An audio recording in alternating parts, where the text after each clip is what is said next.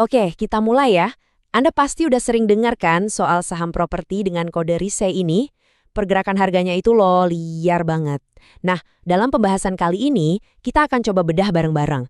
Anggap aja saya ini mentor Anda, kita akan lihat sama-sama angkanya, strategi perusahaannya, dan yang paling penting, semua ini artinya apa buat investor seperti Anda. Kita langsung buka dengan angka yang paling bikin heboh. Laba bersih perusahaan ini di kuartal pertama 2026 itu meroket hampir 500% dibanding tahun lalu. Iya, Anda nggak salah lihat, 496%. Angka segede ini jelas langsung bikin seluruh pasar noleh. Tapi, kita sebagai investor yang cerdas nggak boleh cuma terpukau sama angkanya. Pertanyaan sebenarnya adalah, apakah angka fantastis ini beneran sinyal peluang emas yang sayang banget kalau dilewatkan? Atau justru ini adalah sebuah lampu kuning, peringatan tersembunyi yang harus kita waspadai? Nah, ini dia inti dari obrolan kita. Kita akan kupas satu persatu untuk cari jawabannya. Yuk, sekarang kita coba bongkar mesinnya. Sebenarnya dari mana sih datangnya lonjakan laba yang luar biasa ini? Kita akan lihat fundamental apa yang jadi bahan bakarnya. Nah, coba deh perhatikan tabel ini. Yang paling menarik itu bukan cuma pertumbuhannya, tapi bagaimana tumbuhnya. Pendapatan naik 36%, itu udah bagus banget. Tapi lihat laba kotornya, naik lebih dari 100% alias 2 kali lipat. Ini artinya perusahaan nggak cuma jualan lebih banyak, tapi mereka juga jauh lebih efisien dalam prosesnya. Dan puncaknya, yaitu tadi, laba bersihnya melesat 496%. Gila. Jadi, apa aja sih rahasianya? Pertama, jelas penjualan properti mereka lagi kenceng. Kedua, dan ini penting banget, mereka berhasil menekan beban pokok sampai 8,5%. Itu tanda operasional yang sehat banget. Ketiga, ada bonus nih dari penyesuaian nilai aset properti mereka. Dan yang gak kalah penting, arus kas operasi mereka positif, artinya duit masuknya sehat, plus pendapatan rutin dari hotel dan kantor juga terus naik. Dan jangan salah, angka-angka tadi itu bukan cuma hoki sesaat loh. Ini adalah buah dari strategi ekspansi yang super agresif. Mereka terus-terusan meluncurkan proyek baru, dari hotel mewah sampai perumahan. Artinya, mereka nggak cuma ngandelin yang udah ada, tapi terus membangun pondasi untuk pertumbuhan ke depannya. Tentu saja, sebagus apapun sebuah perusahaan, dia nggak hidup di ruang hampa kan?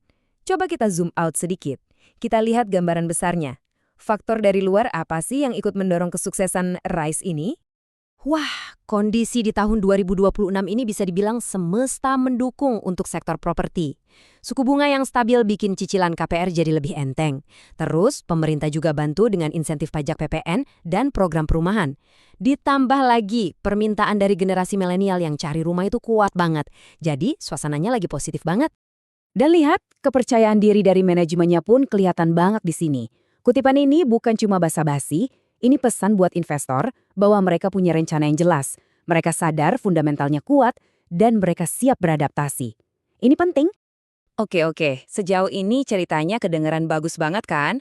Laba meroket, ekspansi jalan terus, market juga mendukung. Nyaris sempurna. Tapi sebagai investor yang cermat, tugas kita adalah selalu bertanya, berapa harga yang pantas kita bayar untuk cerita indah ini? Nah, sekarang kita masuk ke bagian valuasi dan risiko. Sebelum kita lanjut, kita samain dulu frekuensi soal PE ratio. Gampangnya gini deh, PE ratio itu kayak label harga sebuah saham. Berapa kali lipat sih kita rela bayar untuk setiap Rp1 keuntungan yang perusahaan hasilkan? Kalau angkanya tinggi, artinya pasar berharap banget perusahaan bakal tumbuh kencang di masa depan. Nah, disinilah kita harus pegangan. Coba lihat perbandingan ya. Rata-rata industri properti PE-nya cuma sekitar 9 kali. Pemain-pemain besar kayak CTRA, BSDE, SMRA bahkan di bawah itu. Lalu Rise, harganya dihargai 384 kali lipat dari labanya. Ini bukan lagi premium, ini super duper premium. Pasar seolah udah membeli mimpi pertumbuhan Rise untuk bertahun-tahun ke depan. Nah, label harga yang super mahal ini tentu ada konsekuensinya. Harganya jadi gampang banget naik turun secara drastis, alias volatil. Saking liarnya pergerakan harga saham ini, Bursa Efek Indonesia sampai ngasih status Unusual Market Activity atau UMA. Ini tuh kayak kartu kuning dari wasit, sebuah peringatan buat investor supaya ekstra hati-hati. Coba kita lihat deh perjalanan harga sahamnya yang kayak roller coaster ini. Di tahun 2025, sahamnya terbang lebih dari 1000%. Gila banget. Tapi begitu masuk 2026, langsung anjlok 38% cuma dalam sebulan, yang akhirnya bikin dapat status UMA tadi. Ini bukti nyata, meskipun fundamentalnya bagus, Anda harus siap mental menghadapi ayunan harga yang ekstrim. Oke, sekarang semua kartu sudah di atas meja. Di satu sisi, kita punya kinerja yang spektakuler.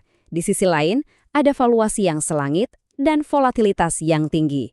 Sekarang, saatnya kita menghadapi dilema ini sebagai seorang investor.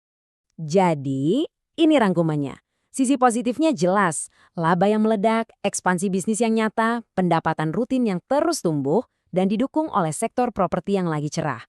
Tapi, di sisi peringatannya ada valuasi yang sudah sangat mahal, harga yang bisa bikin jantung copot, status pengawasan dari bursa, dan tentu saja ada risiko daya beli masyarakat kalau ekonomi melambat.